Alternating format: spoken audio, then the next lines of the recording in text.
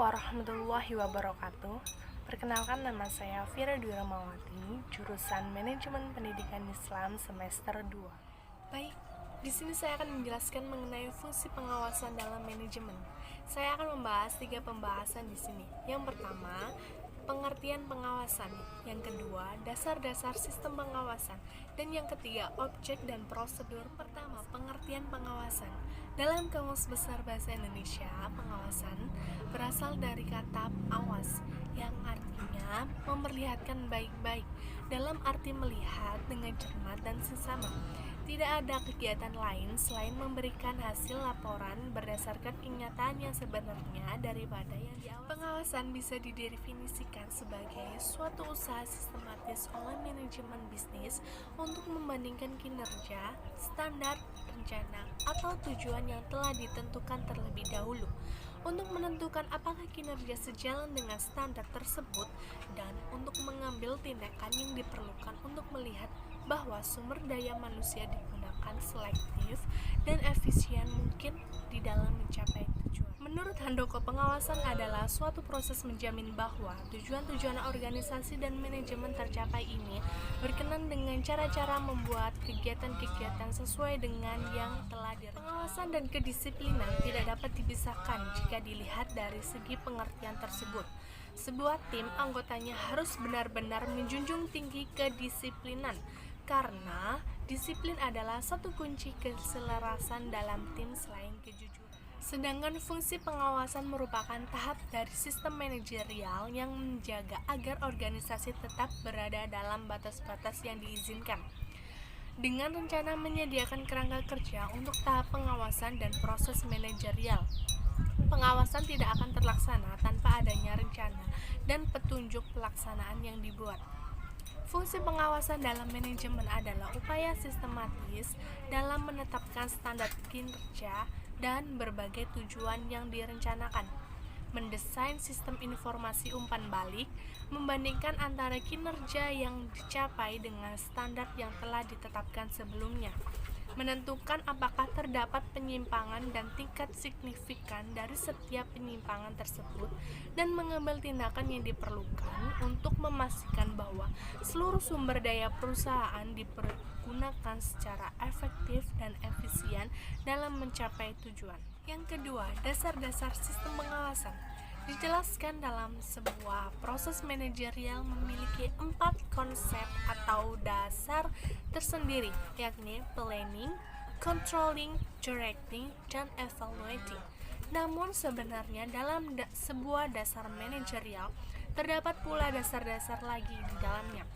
Sebagaimana halnya dengan sistem pengawasan atau controlling yang akan dibahas menurut hasil riset buku serta sumber lainnya. Menurut Manulang, ada 4 dasar dari sebuah sistem pengawasan. Berikut adalah penjelasan. 1. Waktu pengawasan. Berdasarkan waktu dalam sistem pengawasan dapat dibedakan kembali atas pengawasan preventif dan pengawasan represif. Pada pengawasan preventif, di sini dimaksudkan bahwa pengawasan dapat dilakukan sebelum terjadinya penyelewangan, kesalahan-kesalahan atau deviasi. Sedangkan pengawasan represif adalah pengawasan yang dilakukan saat setelah rencana dijalankan. Dengan kata lain, pengawasan ini dilaksanakan dengan mengukur hasil-hasil yang dicapai dengan alat pengukuran standar atau target yang telah ditentukan sebelum dilaksanakannya. Kedua, objek pengawasan. Berdasarkan objek pada pengawasan dapat dibedakan atas bidang-bidang sebagai berikut: produksi, keuangan, waktu, dan manusia. Dengan kegiatannya, semua yang berada dalam objek pengawasan merupakan suatu dasar atau objek-objek dalam sebuah tim pada saat mengerjakan sebuah program. Subjek pengawasan. Pengawasan berdasarkan subjek pengawasan dibedakan atas dasar penggolongan siapa yang mengadakan pengawasan. Maka pengawasan itu dapat dibedakan atas pengawasan intern dan pengawasan ekstern. Pada pengawasan intern merupakan pengawasan yang dilakukan oleh atasan dari petugas-petugas yang bersangkutan. Karenanya pengawasan ini disebut sebagai pengawasan formal, karena pelaku pengawasan itu adalah orang-orang yang memiliki kewenang atasnya. Keempat, cara mengumpulkan fakta-fakta guna pengawasan. Di sini ada 4 poin. Poin yang pertama, personal observation atau yang disebut peninjauan pribadi. Pengawasan ini dapat dilakukan dengan meninjau secara pribadi, sehingga dapat dilihat sendiri pelaksanaan pekerjaan. Namun, pengawasan dengan cara ini memiliki kelemahan, yaitu dapat menimbulkan kesan pada bawahan mereka bahwa mereka itu sedang diawasi dengan keras. Dan yang kedua, oral report atau laporan lisan. Pengawasan ini dilakukan dengan cara mengumpulkan fakta melalui lisan yang diberikan atau ditunjukkan kepada orang-orang atau segolongan orang tertentu yang dapat memberikan gambaran dari hal-hal lain yang ingin diketahui tentang hasil sesungguhnya yang dicapai oleh bawahan. Yang ketiga, written report atau yang disebut laporan tertulis. Laporan tertulis ini merupakan suatu pertanggungjawaban kepada atasan mengenai pekerjaan yang dilaksanakannya, sesuai dengan instruksi dan tugas-tugas yang diberikan kepadanya, dengan penggunaan hak-hak kekuasaan yang dilegasikan kepadanya atau tidak. Keempat, control by exception, pengontrolan berdasarkan pengecualian. Pengawasan berdasarkan kepada pengecualian adalah sistem pengawasan di mana pengawasan itu ditunjukkan kepada soal-soal pengecualian. Jadi, pengawasan hanya dilakukan bila diterima laporan yang menunjukkan adanya peristiwa-peristiwa yang istimewa. Pengawasan yang terakhir, objek dan prosedur pengawasan. Pada tahap ini, prosedur atau tahapan adalah bagian paling krusial, karena jika salah satu tahap tidak dilaksanakan, maka akan terjadi ketidakseimbangan, serta dampak terburuknya adalah kegagalan. Begitu pula pada objek. Pada definisinya sendiri, objek merupakan suatu hal perkara atau orang yang menjadi pokok pembicaraan.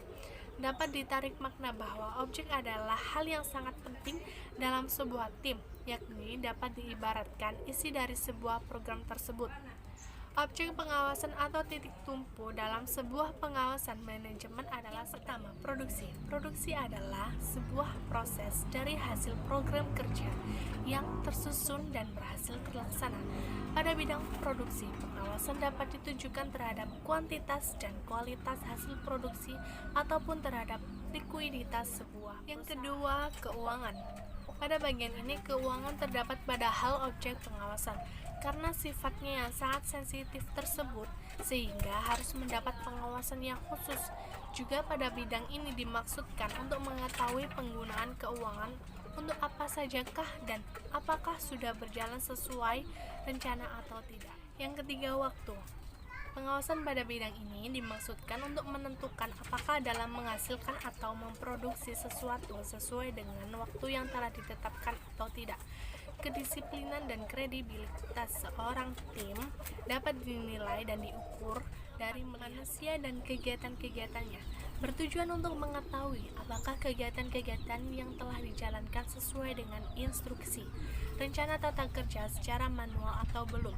Karena pada hakikatnya manusia yakni harus selalu ada yang mengingatkan agar tidak lalai.